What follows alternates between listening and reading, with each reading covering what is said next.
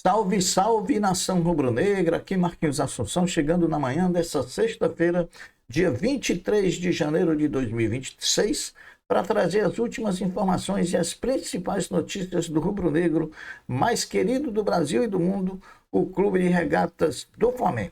Antes de começarmos a dizer as notícias do Mengão, eu peço a você, rubro-negro, que ainda não é inscrito no nosso canal, que se inscreva, que deixe o like, que compartilhe os conteúdos nas redes sociais e que ative o sininho das notificações para que o YouTube possa notificá-los de tudo que estiver acontecendo de novidade aqui no nosso canal. Dito isso, vamos às notícias do Mengão, porque aqui não tem enrolação.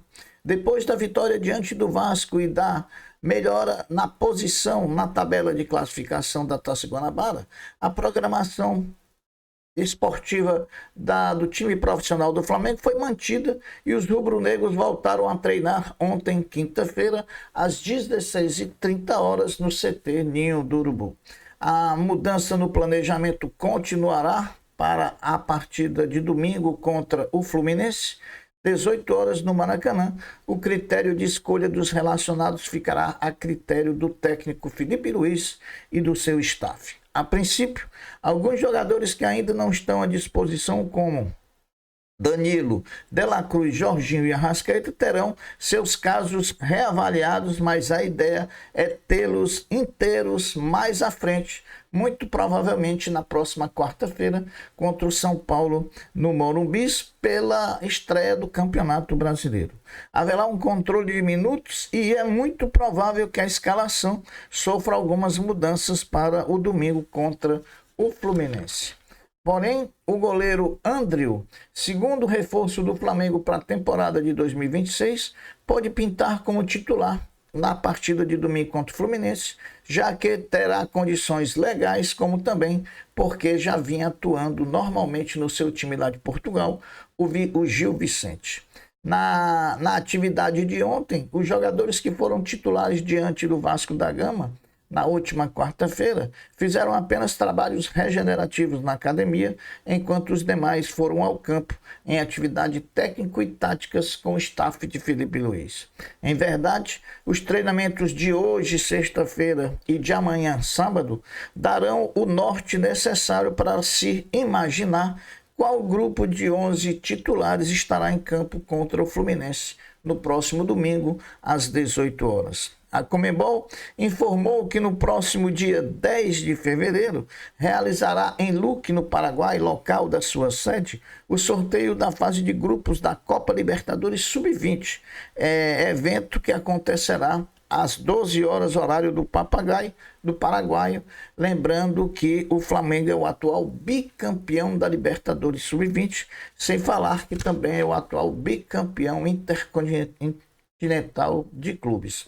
3 partidas fecharam ontem a terceira rodada da Taça Guanabara na quinta-feira. Madureira 2, Sampaio Corrêa 1, Boa Vista 3, Portuguesa 2, Nova Iguaçu 2, Fluminense 3. Com esses resultados, o Flamengo dorme até o início da rodada número 4, na posição de 5º lugar no grupo B da competição, fora da zona de classificação, mas ainda brigando pela essa classificação e eventual briga pelo título de tricampeonato carioca. Os 2 times que a gente teria que torcer contra ontem, Boa Vista e Madureira, venceram seus jogos. Isso que foi ruim para o Flamengo. Porém, temos chance. Vamos à vitória contra o Fluminense e aí daremos um passo decisivo para a nossa classificação.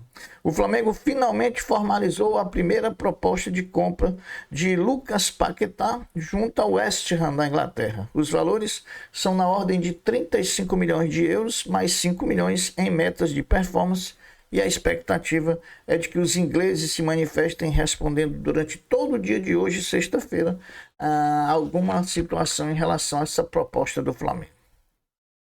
Antes de estrear amanhã, sábado, na Copa Super 8 diante do São José, no Maracanãzinho, O Flamengo Basquete, o orgulho da nação, voltou às quadras ontem à noite no NBB do Maracanãzinho, onde enfrentou e venceu por 81-75 a equipe do Mogi Basquete. O Flamengo voltou a jogar muito mal, o Flamengo não está jogando muito bem, está jogando e ganhando muito na sorte e na técnica dos seus jogadores, mas a gente não vê um senso coletivo de equipe no basquete do Flamengo. Essa é a pura verdade.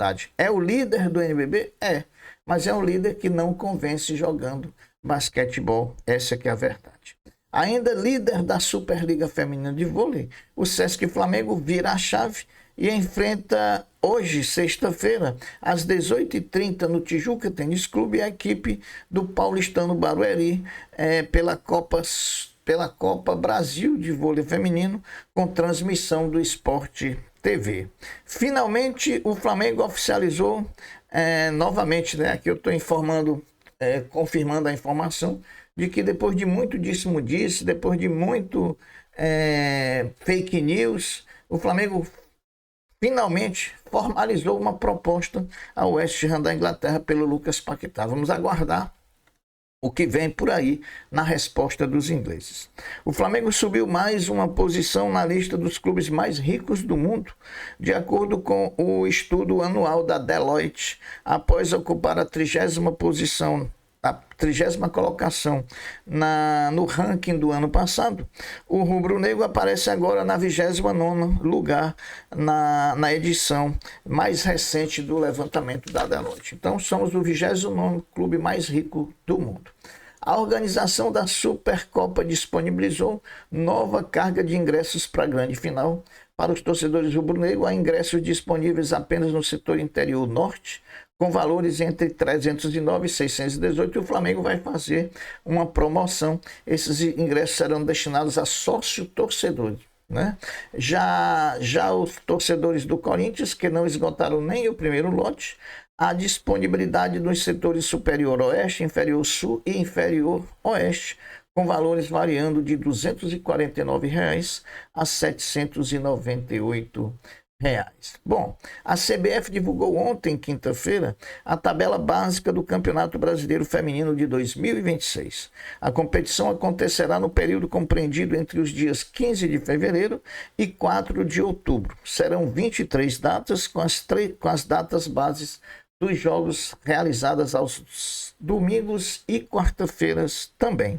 Serão 18 clubes participantes jogando em turno único e os 8 melhores avançarão para o mata-mata. A cota fixa de participação é de R$ 720 mil na primeira fase e premiação para o campeão de R$ 2 milhões e para o vice-campeão R$ 1 milhão.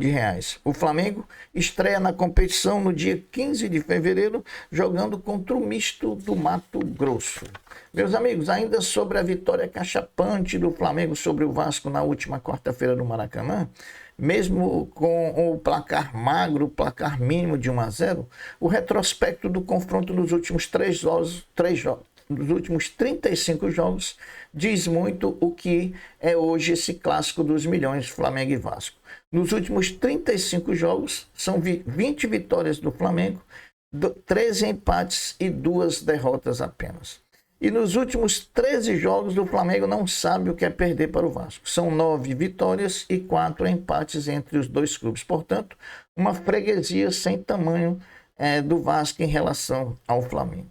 O elenco rubro-negro de Felipe Luiz volta a treinar hoje, sexta-feira, a partir das 9 horas da manhã, onde faz a penúltima atividade em preparação para enfrentar no domingo, às 18 horas no Maracanã, o Fluminense por mais uma rodada da Taça Guanabara do Campeonato Carioca.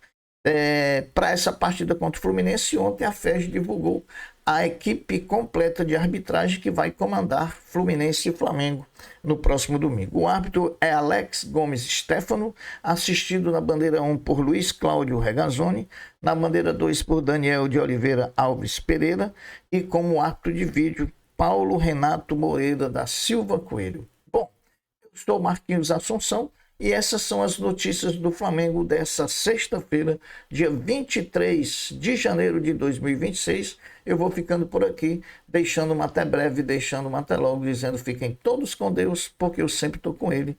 Saudações rubro-negros. Fui, tchau.